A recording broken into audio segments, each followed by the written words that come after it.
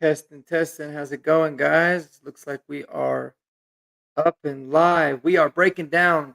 Welcome to the channel, everybody. We're breaking down the Broncos' initial 53-man roster. Man, it's been a fun day. It always sucks because you do feel bad for a lot of these players, a lot of these guys in the league that won't get another opportunity, man, to play.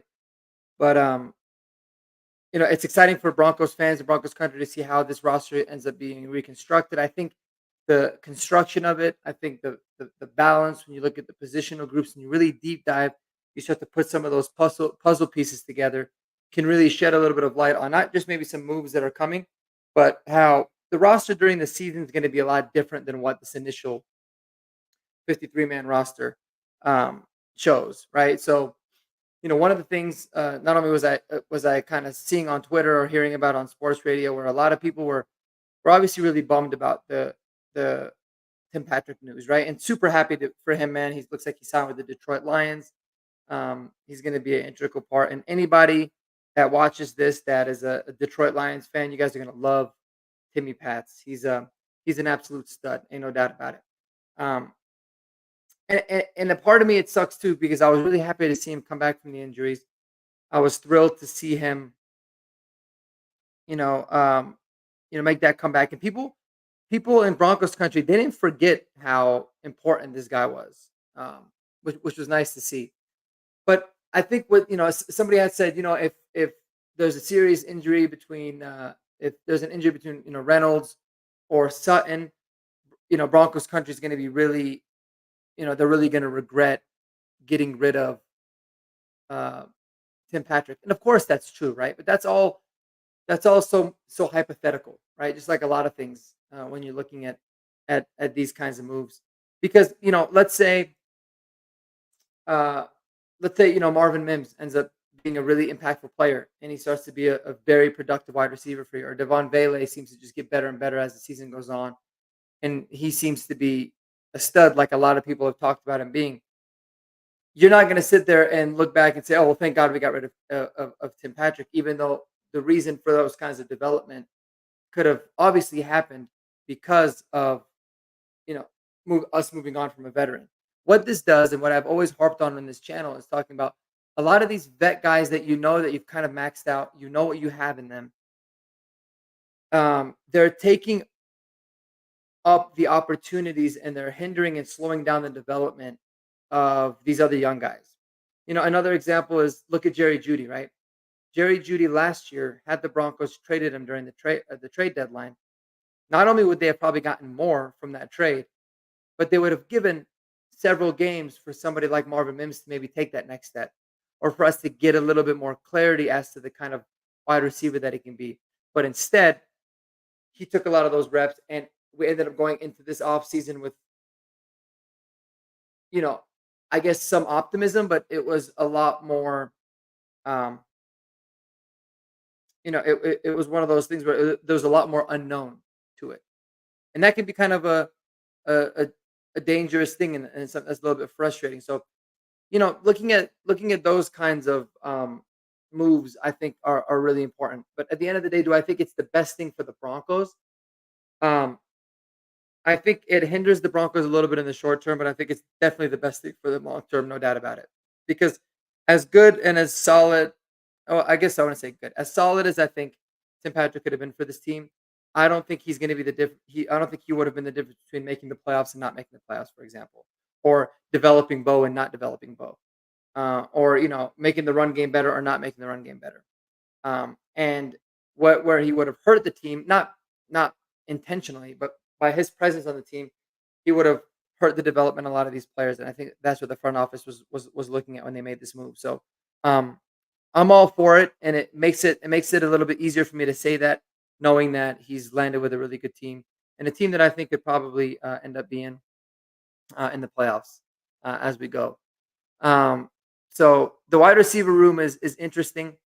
Another piece of this whole puzzle is, you know, you don't see Lil Jordan Humphrey on this initial 53-man roster, but believe it or not, guys, he's going to be somebody that I think is going to be on the practice squad and will be active on a lot of different game days. And he eventually might at some point in the season get just the permanent elevation once you get up into the season. So not really worried about guys like that. Same thing with Michael Burton. They talked about wanting to get him back on the practice squad. He's somebody that they could utilize and they'll elevate onto the team. Um, depending on the situations, depending on several different factors. And so when you with this new rules and with the way that the practice squad works now, and you can bring veterans onto the practice squad, it really has essentially made your 53-man roster more like a 58-man roster or a 55-man roster, where you could use a lot of these players that are not on your official roster, but you could utilize them to make them play you know on game day. And that's something too that we saw a lot last year. Like a lot of people didn't realize that Lil Jordan Humphrey wasn't technically on the 53-man roster for most of the season. Um, but he had impact. Um, and so that's kind of where where I lie there.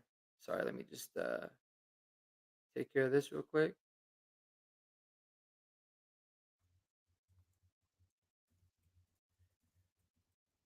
So yeah, we can't get overly worried about any of that stuff in my opinion in terms of who's on the roster, who's not.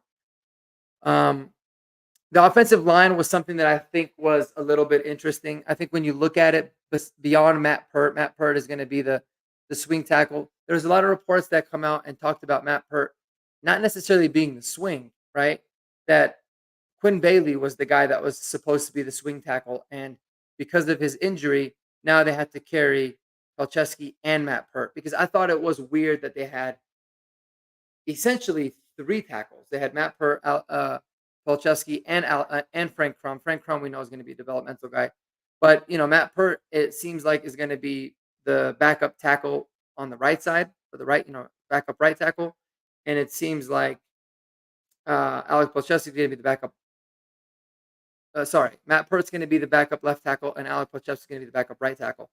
So by not having a legitimate swing guy, if that's the case, that could have caused a little bit of frustration and made constructing this roster a little bit more difficult because you're already taking up an additional roster spot with a third quarterback, and now you're really doing it with an additional offensive line.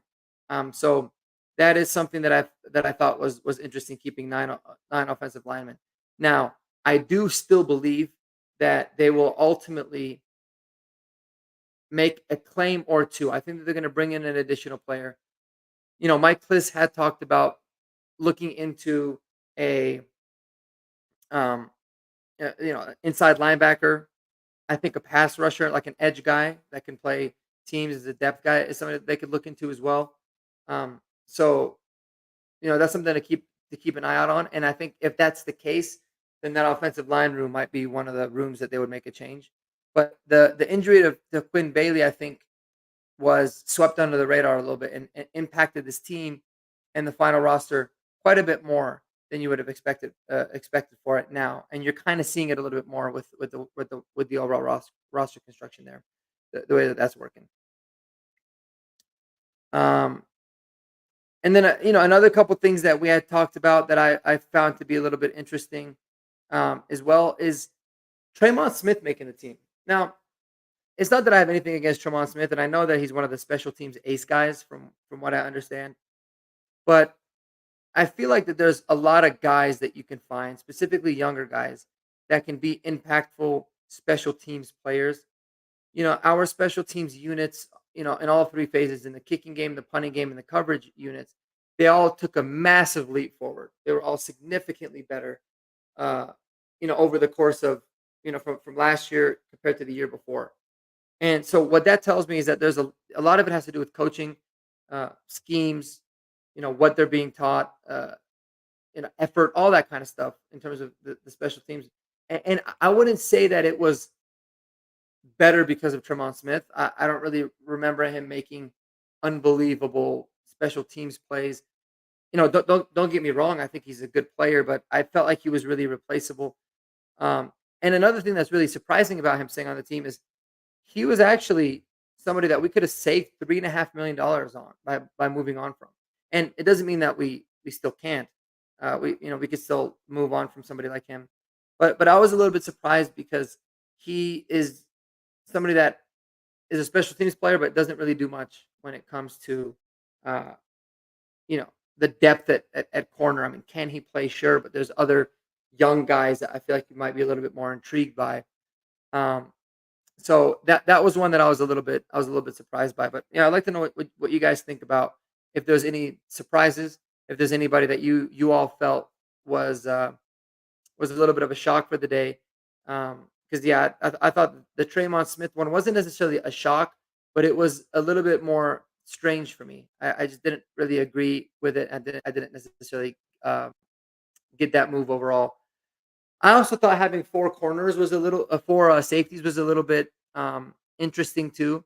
Not something that you see all the time. Um, you know, four safeties and four edge rushers. Usually, you kind of see it like more three safeties, and you have a couple of practice squad guys that you can elevate.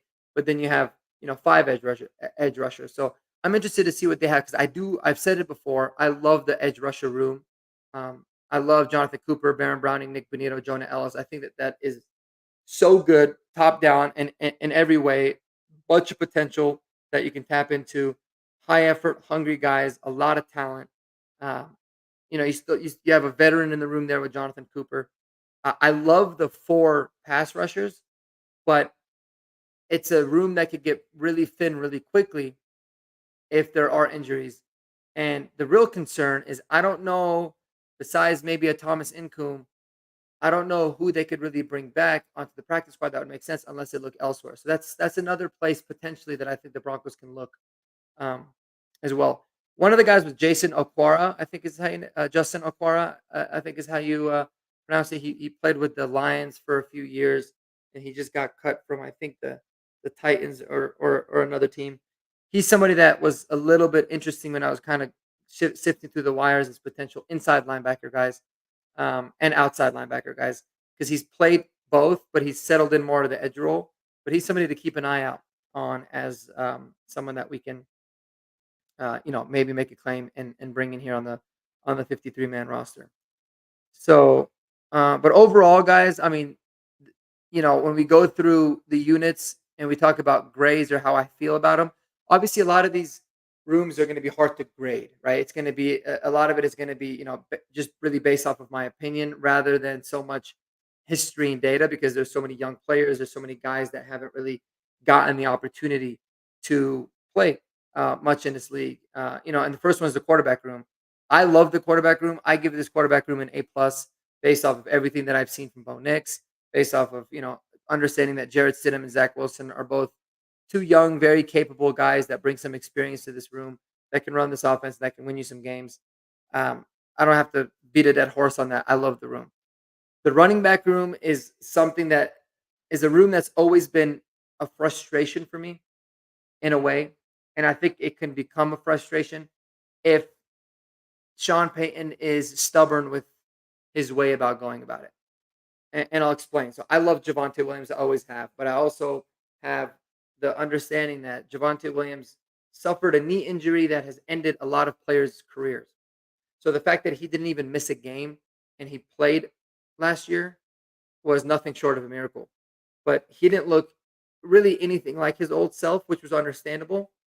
And I just don't know if we can rely on him looking like rookie year, second year Javonte Williams going into this year. It's betting a lot on it. Did he look a little bit better? Sure, but did he look explosive and like a game changing type of a running back?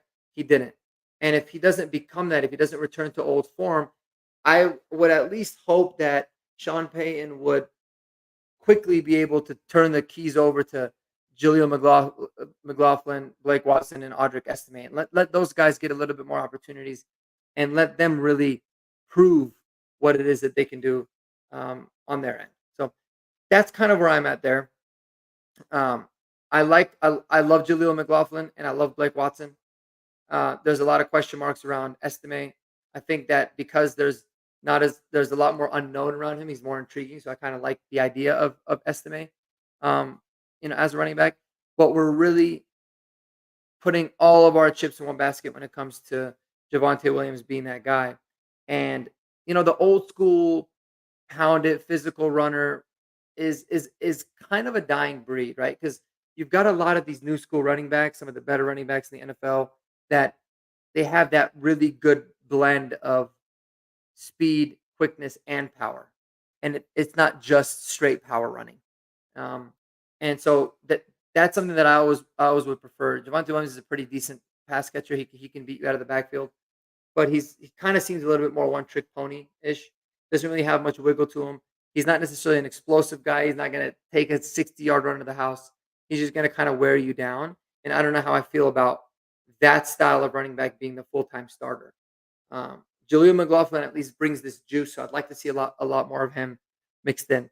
But if we do get a healthy and a rookie year looking Javante Williams and Jaleel McLaughlin takes another step in his development, because we know he's a good runner, but maybe he becomes more of a pass catcher out of the backfield. That could be a really killer 1-2 combo. So I'm intrigued. I'm going to rate him a C because there's a lot of upside, but there's a lot of potential for disappointment. I think there too.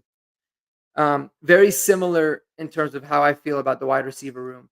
And aside from my all my videos about Cortland Sutton and kind of how I feel about him, I think Cortland's going to be really solid this year. We're not talking enough about how important Josh Reynolds might be this year. Josh Reynolds was brought in. A lot of people think Josh Reynolds was brought in, and that's why we moved on from Tim Patrick because his role was to replace Tim Patrick. And I would say that I, in a way, disagree. I think he's ultimately going to maybe play in a similar role, but this is somebody that got brought in to do what Jerry Judy was doing last year, but do it better. Be somebody that could run routes, run every single route hard. Show those run a route that he knows the ball is not going to come to him in a similar fashion than running it when he thinks the ball is going to come to him. So he can open up the door for some other guys. Be more of a physical blocker in the run game, not take any plays off, and then do some of that dirty work, make those dirty catches across the middle. Um, you know, be able to spread the top of the defense up a little bit too. He's going to be somebody that's going to be used everywhere. He'll be used outside. He'll be used inside, and I think that his role is going to be extremely important to the success of this offense overall. And I think because we haven't seen enough of him in the preseason, it can ultimately lead to us not really knowing what to expect in the regular season. And if he ends up showing out like he's done in a lot of opportunities, with the Rams and with the Lions, where it's not like he was playing a whole bunch of snaps, or it's not like he was getting a whole lot of balls thrown his way, but when they were, he seemed like it was always at a clutch moment. It was always for a first down. It was always a very impactful play. I do understand, and I have heard a lot of the narratives about, well, he has a lot of drops, and if you're worried about Jerry Judy dropping the ball, you're going to worry about Josh Reynolds dropping the ball. I think a lot of it is just the drop that he had in the NFC Championship game. Now, I don't want to just brush over that. It literally could have decided whether the Lions ended up going to the Super Bowl or not. So it was a huge drop. But throughout his career, he's not somebody that has struggled that much with drops. In fact, he only had 3 drops last season, credited to him. So, you know, 3 drops in a year is, on 40 catches and 61 targets is not anything to be overly concerned about. When you look at, his the entirety of his career, a lot of it he doesn't really get hampered too much. But he grades out super well from route running. He grades out unbelievably well as a run blocker. I think he can do a lot of those dirty things for the team that I'm looking forward to. Consistently, he seems like he's a 40 catch, 500-yard, guy that gets 3 to 5 touchdowns. I would expect similar stats there. Um, maybe taking it up a notch a little bit, but it's going to be one of those. He's going to be one of those players that seems to be making a play, at a crucial moment for a crucial first down, in the red zone to keep a drive going. That's kind of the player that he's always projected to be, and that I see from him. So there's going to be a lot riding on Josh Reynolds overall. So I'm excited to see that. Obviously, Marvin Mims. We've talked about it. He's somebody that is so explosive. and brings a unbelievable dynamic in the return game.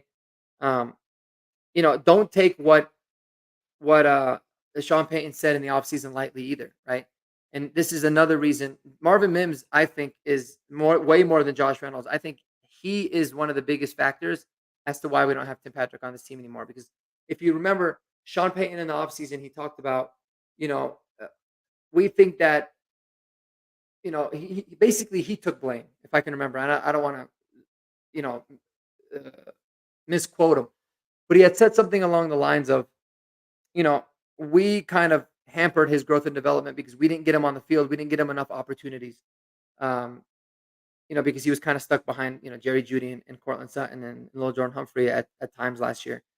And so by him saying that, he always kind of leaves these tea leaves for you to read through.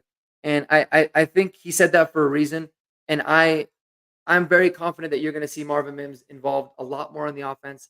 I think you might see him play 70 to 80% of the snaps a game, in the slot, or in the backfield, on jet sweeps, on wide receiver screens, on quick passes across the middle where they can get him to utilize the speed, and obviously on deep shots, but in more of a gadget role as he continues his development, as he gets his confidence up and going as well. Because confidence for a receiver is huge too. Sometimes it just clicks. So, I'm really excited to see, Marvin Mims, and he brings an element of the offense similar to Jaleel McLaughlin in the running back room. He brings that element of the offense that this team's been missing for a long time, and I hope that they tap into. Devon Vele, I think, is somebody that, can develop into being a very productive player, but I don't think we're going to see a lot of him early. Um, we'll see him activated, I think, on game day, starting in week 1, because he is able to play and contribute on special teams, whereas Troy Franklin's not. But, um, I think that there's very, very sky high expectations for this guy, and even though I think he can be a productive receiver from week 1, I think we should temper the expectations and not necessarily expect so much and kinda see how it goes. But I love what I'm hearing about him, and Troy Franklin, obviously, I think needs some seasoning, but he brings an incredibly exciting element to this team too. So the wide receivers is a very, very good blend of experienced, pretty productive veterans, and a lot of young guys with a ton of potential that are hungry, that I think, can really be productive. The tight end room, I made a whole video on the tight end room, so not going to go too much in it. But a healthy Greg Dulcich takes this offense to a completely new level, and it's something I'm looking forward to seeing, for sure. And I want to know what you guys think about this roster so far. So, hit me up in the comments below. Like the video, subscribe whenever you get a chance. It would really help out the channel. I appreciate it. But I really do enjoy making these videos, whether I'm recording them, whether I'm live like I am now, whether there's you know zero people watching or 1,000. I really appreciate all the love. So, this is just fun for me. So hope you guys can join me on the journey for sure. But yeah, so Greg Dulcich, knock on wood, he stays healthy. Guy's going to be phenomenal. He's a really talented player. You can just see it. He's different than the other guys in the tight end room in a sense of his speed and his explosion. And Lucas Kroll brings another great receiving dynamic to this team, but he's got a little bit more physicality to him. So I like him a lot. And obviously you got Nate Atkins, who's a tight end, but he'll also be he's listed as a fullback officially now, actually, but he's a tight end by trait, and because he can do so many things, it virtually makes a player like him almost uncuttable on a lot of rosters. So let me know what y'all think, guys. We're just gonna focus and break down the offense. We'll make a separate video about the defense because I don't want this to go too long. I know that the longer videos go, the more annoying that they get. That's how I feel, at least when I'm watching YouTube videos. So, don't want to go into it too much. Want to know what you guys think about the roster overall, and I want to know what you guys think about some of the number changes, the jersey changes that are going to be coming. I don't see, I see Blake Watson making a change. I see Keydron Smith obviously making a change. I don't think Troy Franklin's going to run with 16. I think 12 is probably going to be a number for him. So some people love that kind of stuff. I've always been a sucker for jersey numbers. I don't know why. I'm still like, it's weird because I get bothered by things, but like, I'm still kind of bothered by Jaleel McLaughlin wearing 38. I just don't think it fits him.